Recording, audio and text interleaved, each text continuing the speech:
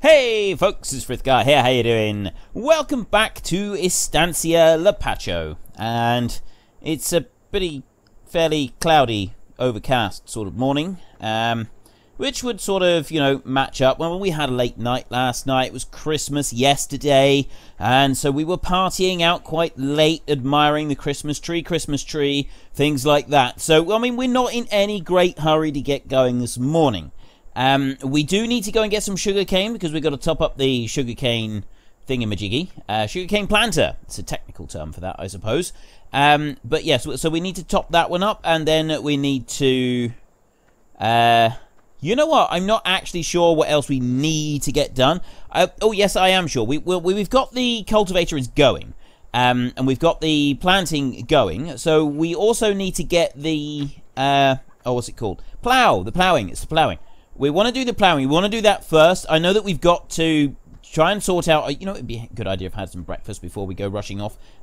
Kitchen is this way. This house is so big, I actually get lost in my own house. And you think that's funny? If I had a house this big, I actually would get lost in this house. I really would. I can get lost anywhere. I really can. It's a special gift that I have. It's everybody's got their talents. Mine is that I can get lost in anything. Literally anywhere I could get lost. But anyway, right, so we've had a little bit of breakfast, and we can head on out and start the day. So let's come out through here. Our Christmas tree is still over there. We're going to leave that one there. We're not going to get rid of it just yet. We will take the decorations down later in the year, but you can leave them up for a little while. We're not just going to get rid of them just because Christmas Day was yesterday. So today is Boxing Day, which means it's still Christmas time, so we will go and take a look at it a little bit later, and we can sort of admire it again. But no, first thing that we really need to do today is to get the sugarcane. We've got some sugarcane in storage over at the train station. We need to get a little bit of that. I'm going to bring it back, and we can stick it into the sugarcane planter that is working there over in the field. He probably won't even need a full load, but we'll get a full load anyway. Before we do that, though, I just want to very quickly run over to this one. There it is. I've got my pickup truck right here. Now, I brought it up here so that we could take a look at our Christmas tree over there. We'll look at that a little bit later. I'm going to start driving this one back, actually. We'll do that as our very first task. And I did get rid of the barn find, which was red and yellow. We had a red paint job on it, and we had yellow rims on the vehicle as well. And it seemed that most of the comments wanted me to get rid of the truck. You didn't really like the new one, so, the barn find one, so I should get rid of that one, and I should keep this one. So I quite liked the colour of the barn find, and I was actually genuinely surprised that so many people didn't particularly like it. So I decided, well, why not? And I went and bought the fuel trailer with the colours of the truck that you guys didn't really seem to like. So it was my little revenge on you for making me get rid of the truck that I really wanted to keep. Was I went and got the trailer with those same colours. But then suddenly we get a whole load of comments from people saying you really should paint your truck the same colour as a trailer, because that would look really good. It would be a nice thing there. It would be quite nice to have it all matching. So we've got that red and yellow trailer. And I coloured that one purely because you made me get rid of the truck that I wanted to keep. And so, yeah, I had to do something. So here it is. There is the colours. So the question is, do you want me to take this one over to our workshop over there and get the spray paints out and give this one a spray job so that we can colour it red and yellow rims to match our trailer? So it's your vote. It's your game. Head into the comment section down below. Let us know which one you want and why. And, of course, don't forget to actually cast your vote in the top right-hand corner. Do I leave the truck exactly as it is, or do I paint it that colour over there? And don't forget, this week's question, there was less than 30 votes in it. There was, well, I say less than 30. There was actually 32 votes difference in it. 32 votes won it, right? Out of well over 1,000 votes. It was over 1,300 votes. It was less than 30 made the ultimate decision as to what we were doing. And we're now replanting the sugarcane because less than 30, well, 32, it's not less than 30, more than 30, less than 35. Less than 35 people wanted the sugarcane left as it was, well, wanted it replanted over the, people wanted it left. It was that close. It was really, really close. It was just a few votes in it. So your votes really do count. You can make a difference. And you can make that difference by getting into the comment section and arguing in favour of your choice. So why do you want it? There's no need to be abusive. Never forget, this is a family channel and abusive comments are automatically filtered out. You can call Frith an idiot if you really want to. He's not. I'm not going to, you can say Frith is an idiot if you want to. That doesn't get deleted, right? But if you swear, if you use any swearing at all, any curses at all, those comments do get deleted. And it doesn't matter how salty you get with me after your comment has been deleted, it's staying deleted. If you, I do occasionally get people get very, very salty with me. I've had enough salt from some of these comments that I think I could, you know, effectively flavour all of my Christmas dinner for years to come. I really could. And still, I absolutely don't care. This is a family channel, and you will respect my rules. It's as simple as that. And I don't know why this gets to me. Some days I just get, you know, you get the occasional nasty message, and it just kind of gets to you a little bit. You know, it's because I'm censoring and I'm stopping people from freedom of speech and so on. That's not freedom of speech. That's speech without consequence is not freedom of speech. It's entirely different. You don't get speech without consequence here on this channel. This is for family. You don't walk into a primary school and start screaming and swearing at them. So you don't do that here either, because you will assume that those children who go to that primary school are also watching this right here now. So that's my rules, and that's what we're going to go with. However, I know that most of you don't disobey those rules. I know that most of you, there is the occasional comment that gets filtered out, and I think that's a real shame that I can't personally edit the comments a little bit, and I can say, you know, I've edited this bit here, just so you like, because I see some comments, you put a lot of thought into them, and there is the odd word that gets slipped in as well, which in some places would be quite acceptable. I use that kind of language myself in certain circumstances, but you do need to keep it absolutely church clean in here. Right? Just go for church clean, and if you don't ever go to church, just assume that, you know, just trying to figure out what church clean is or something like that. But anyway, so you can make all the arguments you want. You can call me an idiot as many times as you like. That doesn't need to be filtered out at all. You can tell me you don't like the videos. You can tell me you hate the videos. Just don't swear when you do so. That's all I ask.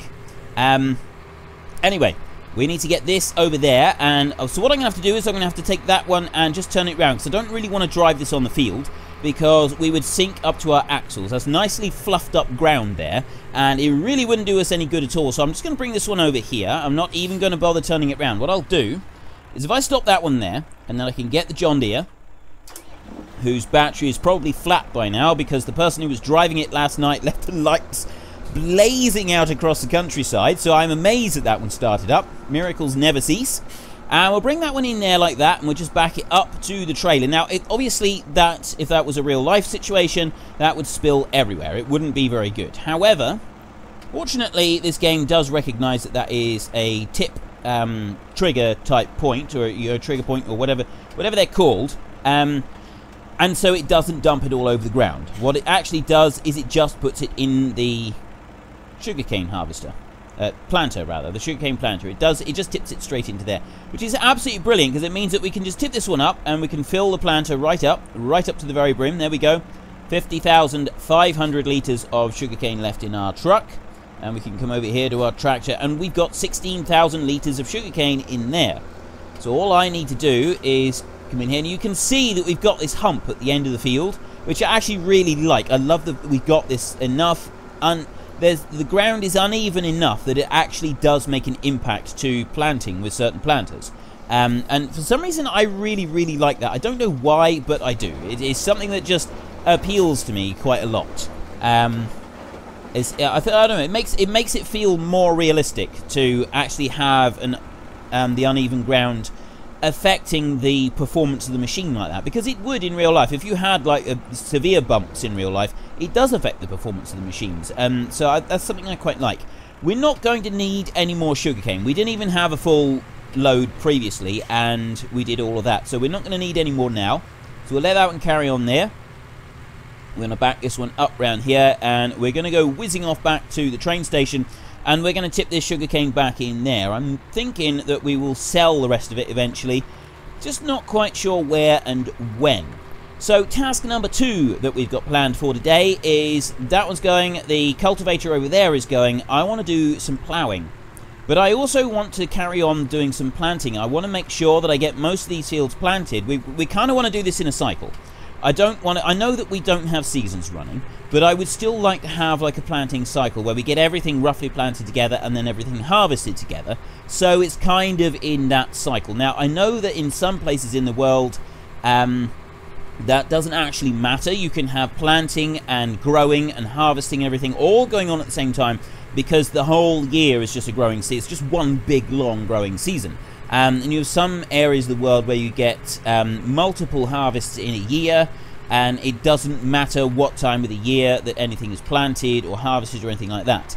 I don't know if it's like that here in South America, or in this, you know, supposed region that we're in. I think we're in Argentina, but I'm not sure. So I don't actually know very much about any of the countries in South America. So I'm not in a position to say. So if anybody's watching and you do know for certain whether or not we have like continuous growing seasons, or if it's just like a single growing season where everything is harvested at certain points of the year, I'd really like to know a few details on this. It would make a significant difference to how we do it, because if we've got a year-round growing season that it absolutely makes no difference when it's planted or harvested or anything, we could mix it up a lot more. It would then be absolutely fine and be completely realistic to mix it all up and have harvesting and, you know, mid-growth and planting, all of it all happening at the same time. So yeah, I'm still in an iron about how we should approach that one. I mean, at the moment, what we're going to do is we're going to get the planter rolling again, and like I said before, I was thinking of swapping over and putting the bigger Stara tractor onto the seed drill, but now I'm thinking that we won't do that. We will keep the one that we've got on there at the moment, because the bigger one, the bigger Stara tractor, I want to put that one on the plow. We've got the John Deere is currently occupied on the sugarcane planter. I mean, it's not going to be there for very long, admittedly, but I think it'd be better if we just leave that one on there. And then we can go and get the Stara, and we can put that one on the plow, and we can start expanding the field over there. That's the bit that we want to work on today. So we just park that one up, and we can go back through our tractors over here to that. No, not that one. Come on, where is it? There we go. I want this one right here. Now, the truck, you know, I could probably refill these. Let's see if we can refill them in here. I don't know if we've still got any pallets in here or not. Absolutely not certain. Oh, I got seed pallets in here, but I don't have fertilizer. The fertilizer is in the Stara, not the Stara, in the seed tender, the one that I really particularly like. And we're going to need to get some more pallets. Now, I was wondering if we should just get bulk buy, but I'm actually thinking that having pallets would be quite good. And then, I mean, we don't have to like handle all of the pallets, but we can just like bring a few of them back over here, and I want to refill. There we go. Yeah, having pallets is because we can bring them back over here, and then we can load them from there into the seed tender, and then the seed tender can be the bit that like fills up everything. So I think we could do it like that. Now, what did I plan? I planned this out yesterday, and now I can't remember anything of what I said that I was going to do. So we want to go into here. That is going to be corn. We're going to do corn down in that field there. It's going to be one field, one great big field all across there. Then I was thinking that field 1 and field 3 would become canola, because we've got wheat gone in there at the moment. So we'll do canola in there. And then these 3 up here, either wheat or barley. I mean, you know, I'm thinking, well, we did barley in field 4. So if we did, I mean, technically you'd normally do barley after wheat, but I think that this time round we can just sort of ignore that bit. And so what we'll do is we'll do field 4 and 5 as, let's do field 4 and 5 as wheat. And then we'll do field 6 as barley. So we've got, oh no, actually we've not done any sunflowers. Sunflowers are grown in South. I mean, that field there was sunflowers, wasn't it? That one down there was sunflowers as well. But yeah, field 6 was sunflowers. No, we won't do sunflowers this time. We will do canola in field 3, canola in field 1. We will do 4 and 5 as wheat and field 6 as barley. That's what we're going to do. So I'm going to do field 4 and 5 first. We get the wheat done in those, and then we can move on to the barley in the bigger field. So I'm going to come, oh, no, actually, no, I don't want to go up that way. I want to go around this way. Let's just close that lid down a minute. There we go. And we get this one up to the field. I know that we've got to get the concrete started on here at some point soon. We want to start ploughing that up so that we've got the base prepared, and then we can start getting the concrete put down and get some sheds installed on there as well. So we've got a lot of work to do on that. We're not going to get going with that just yet. We're not going to do that today. We want to do this ploughing and make that field much bigger, and then we can plant some corn in there. Problem is, the seed drill that we got doesn't plant corn. See? No corn on this one. So we're going to have to get something else that will do the corn. I'm not quite sure what we're going to use, though. This is the issue, is I'm not absolutely certain what seed drill we should use for doing that. We'll have to have a look at that a bit later on. As the tractor is working over there, I don't want to risk these two getting tangled up, so I'm going to take this one on up to the top field first, and we'll do field 5. Then we'll move back down, we'll drop down into field 4, and we'll do that one. And then after that, we'll move it to field 6, and so nobody should get tangled up with anybody else. So we want to put this one going as wheat. So I'm going to bring this one over here. Bring it into position, and you should be good to go. I'm going to do this one up and down the field rather than across the field, even though across would probably be better, just because I want to keep it all running in the same direction.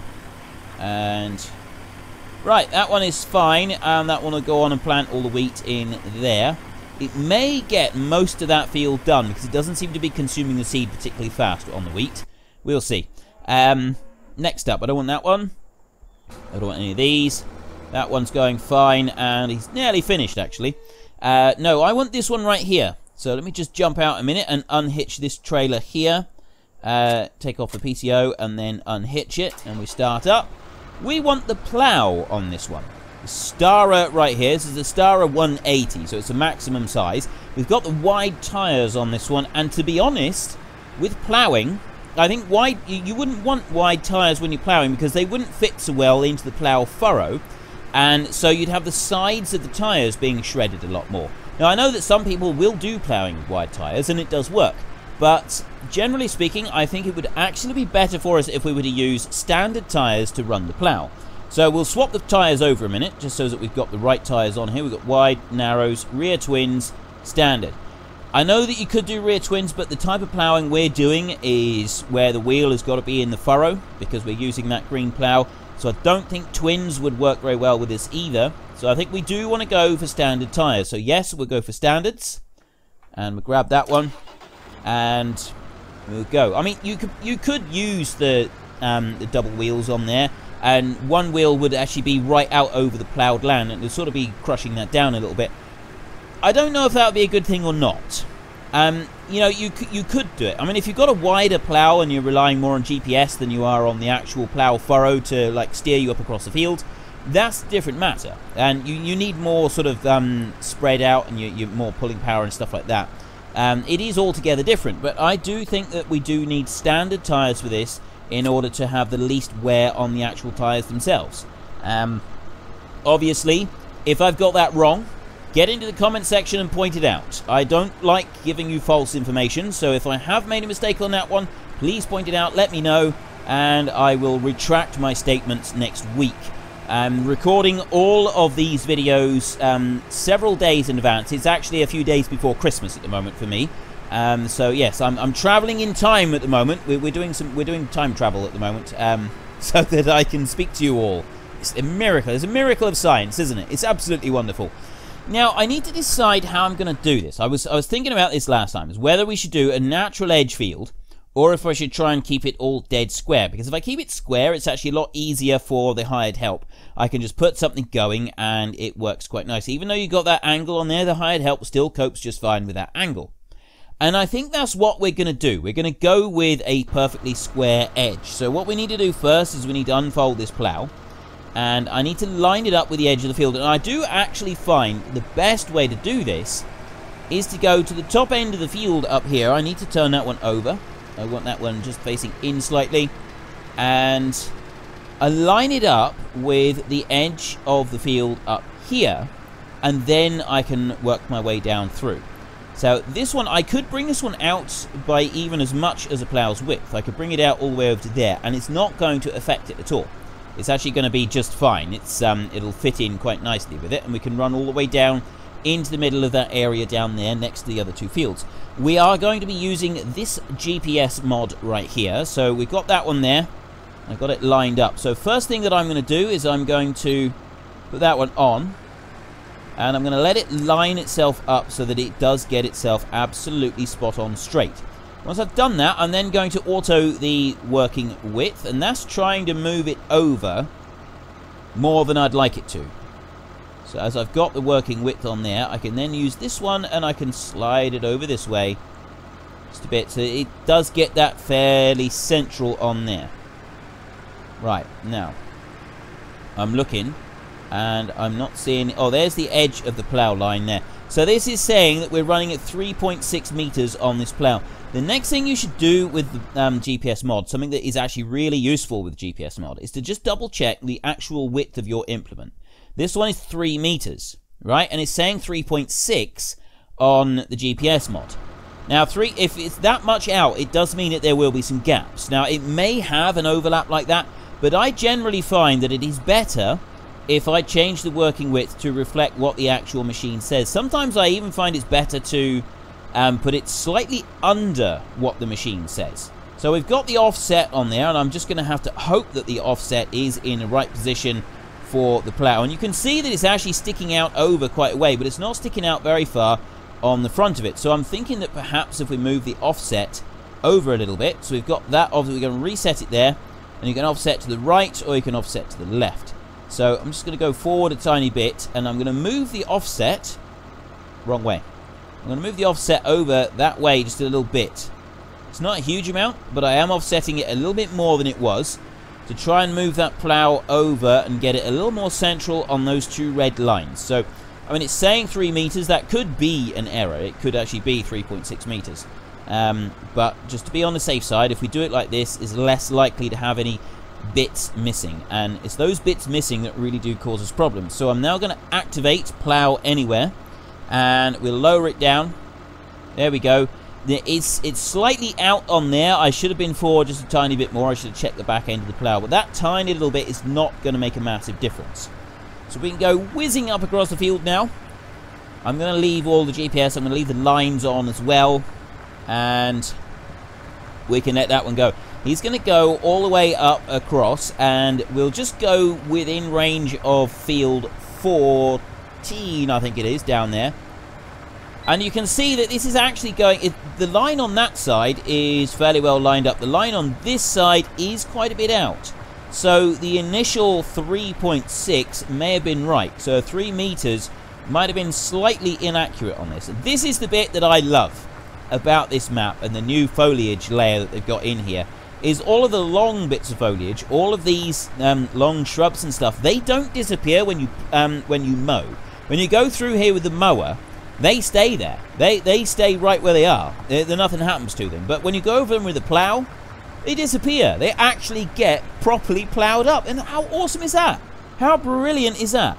And just wondering now what I should do. I think I'm going to stop right there a minute and we'll lift that one out. Oops, I want to go over this way. We're going to go over here, and I'm just kind of looking at the field, and I'm wondering how big we should make this. Whether I should go any bigger on field 14 at the moment, or if I should kind of leave it where it is. I think we'll mostly leave this one where it is, but I will come over here, and we'll just rotate this one around. You go 90 degrees like that, so that it brings it out, and I'll bring this one up here. So it's just going to touch the very edge of that field. And I'll get this one lined up there. Helper M has completed their task. That is, the sugarcane has now been planted. Excellent. So we'll bring that one back there, and I want to make sure that this is lined up perfectly with the very edge of the field. We want to get that lined up with the corner, and I think that's pretty good. That is pretty close to the corner there. I'm only a little tiny bit outside of the edge of the field up here. So if I lower that one down, it has extended the corner just the tiniest of fractions, but generally, if you look up through there, that's pretty much spot on. That's pretty well lined up. So then I can just keep going up through here, and I can extend this line out. So it's extending the top of the field by... Actually, it's by millimeters. There's hardly any difference to that at all, which is absolutely brilliant. It means that we're sort of keeping the dimensions of the field as they are at the moment.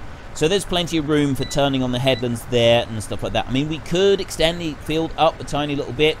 I don't think it's going to make a lot of difference. I'm going to be making other fields as well. So we're not really like pushed for space or anything like that, like we are on some some of the maps, you know, the space is really, really at a premium, and it makes a significant difference when you're trying to do something like this. This one, however, it doesn't seem to be making any difference. So we're going to come down to this end, and we're going to do another line out of here. And first of all, we just want to make sure these two fields line up, and if they do, we want to, right, the way that that plough is facing, I think it would be better if I came over and I went this direction.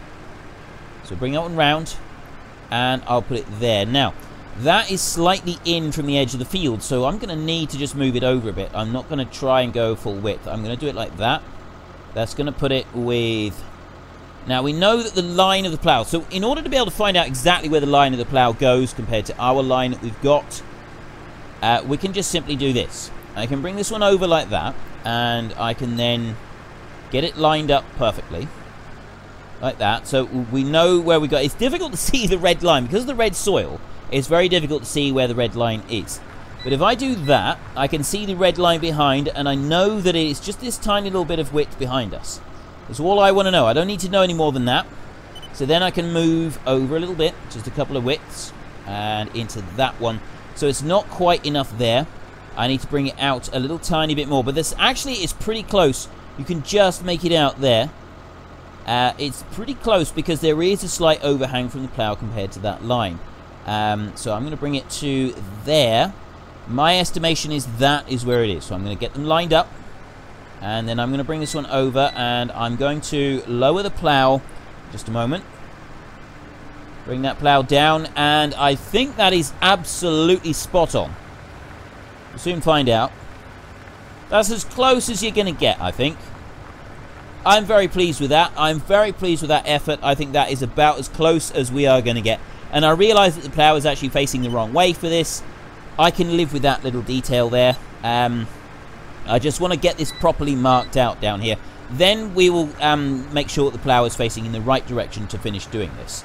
And what we're going to need to do is we're going to need to just plough up these middle bits, and then to do the rest of the field, we'll get the cultivator on it. So I just want one more pass on here.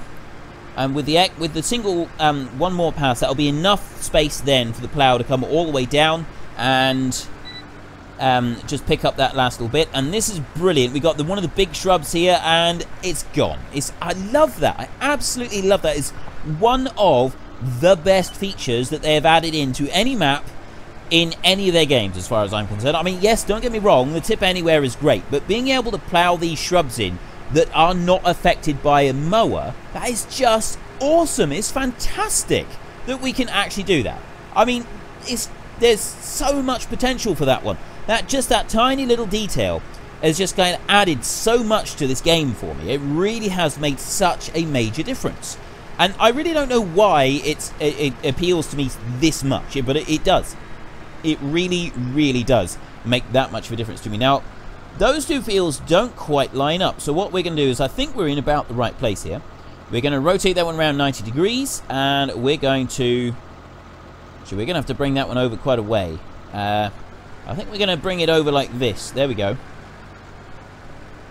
Right, that's where roughly the edge of the plough is. The offset, you can see the offset there. That's actually in the wrong place. If I bring that one over, the offset at the moment is on the wrong side. So I actually need to flip that one over. I need to reverse the offset so that it goes out to this way. And that is not quite where I want it anyway. I'm going to activate the GPS just so that it starts lining things up. I think actually that's not too bad where it is there. I'm going to back up quite a way so that I can lower it down into the ground, and we can keep it a close eye on what it's doing. So I think that's far enough. And we'll lower it in here, and we'll start moving forward. Right, so it definitely needs to come over a bit from there. I want to bring this one over. Let's try that for now, and we'll see what it does once it moves over a bit. It's not over anywhere near enough yet. I'm going to reverse it. I know I'm reversing with the plough in the ground. You really don't want to be doing this in real life. You absolutely would not want to do this in real life. No way. Right. We go to there. I need to bring it over a bit more. I didn't bring it over enough then. I want to move it over. Let's try that there. That might actually be a little bit too much. I may have gotten a little bit too enthusiastic with that one. Let's bring it forward again. That's more like it. That has moved out now. Pretty much absolutely bang on, the smack right on the very edge of the field. There we go. So we can now let this one carry right on up across. It'll start carving out these new lines. It's going to go right across the road. That's the end of the road. The road is gone, ladies and gentlemen. It's gone, it's vanished, it's been absorbed by our new mega field. And this is going to be a little bit dull, this bit. We want to run all the way up the side of this field and just square this up. And we'll do a little tiny bit of tweaking up at the top end to square it up. Then we can come back down here and we can do another couple passes on that bit and just like tidy it up over on the piece over near the farm over there.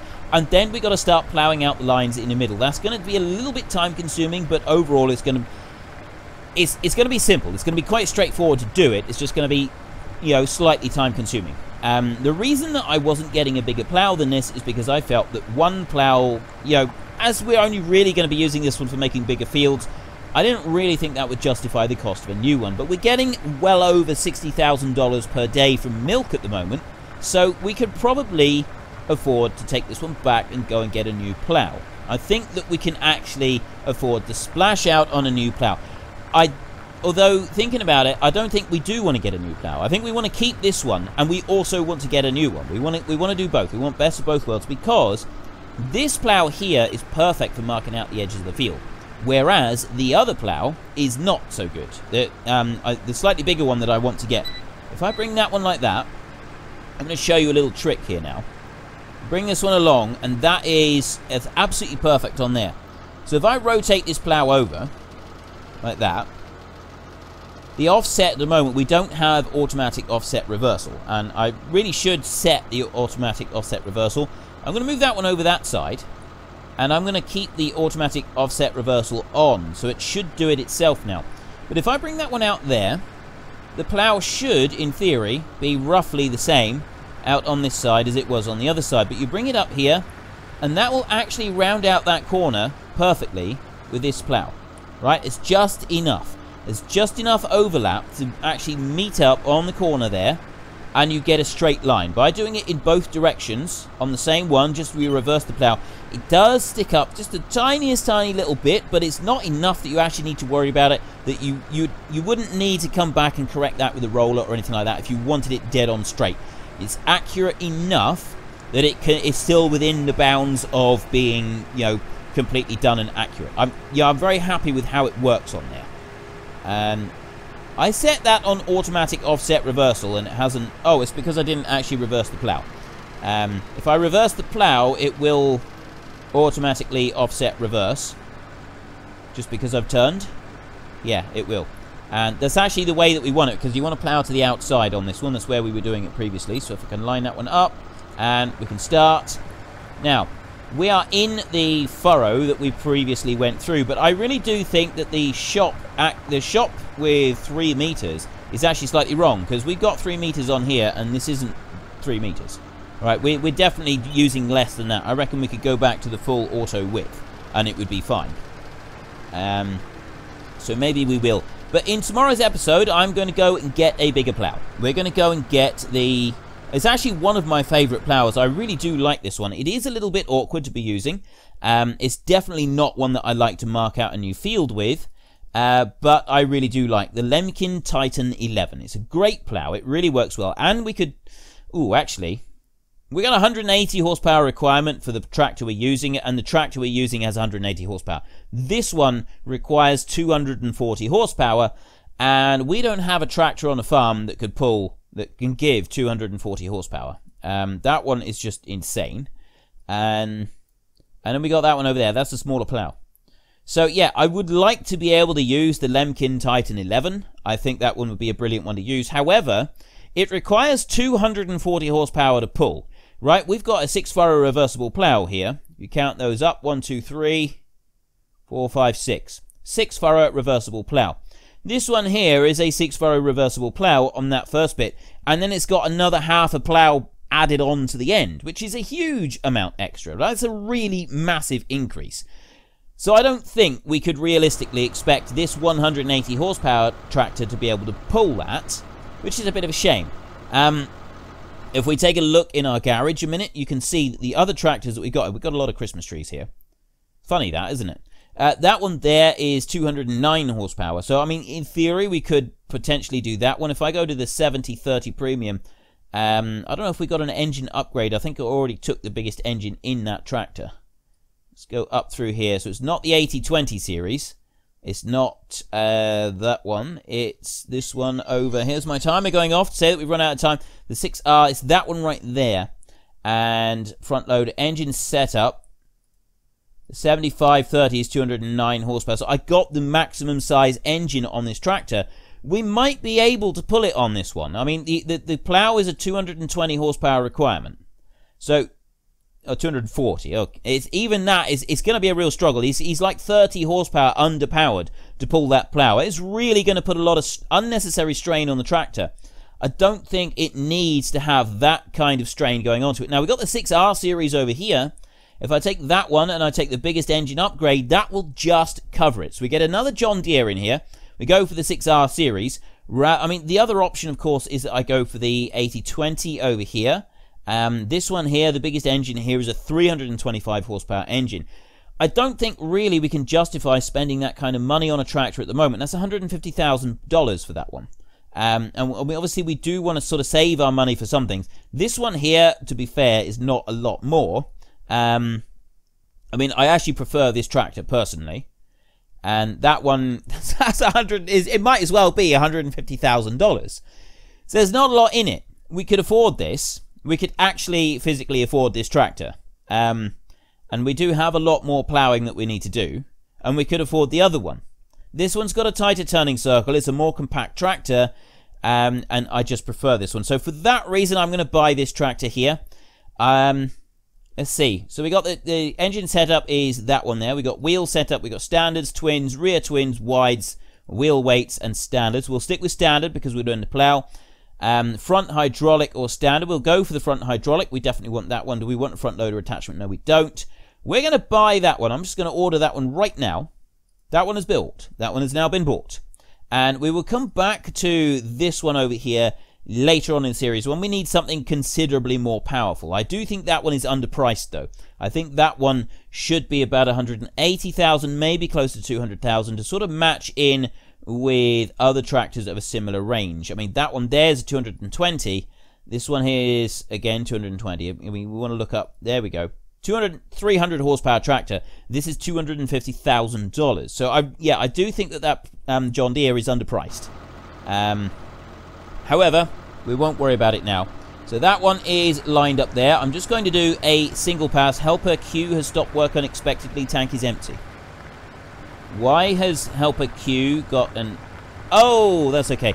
For a moment, I had a mad panic that the sugarcane had gone through and carried on planting.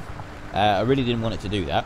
Right, so we've done that end piece there. That should be big enough even for the... Actually, you know what I'm thinking? The Titan 11, if we are bringing that one back, we're going to want even more space on here. So we'll just turn this one over and we'll do one more pass.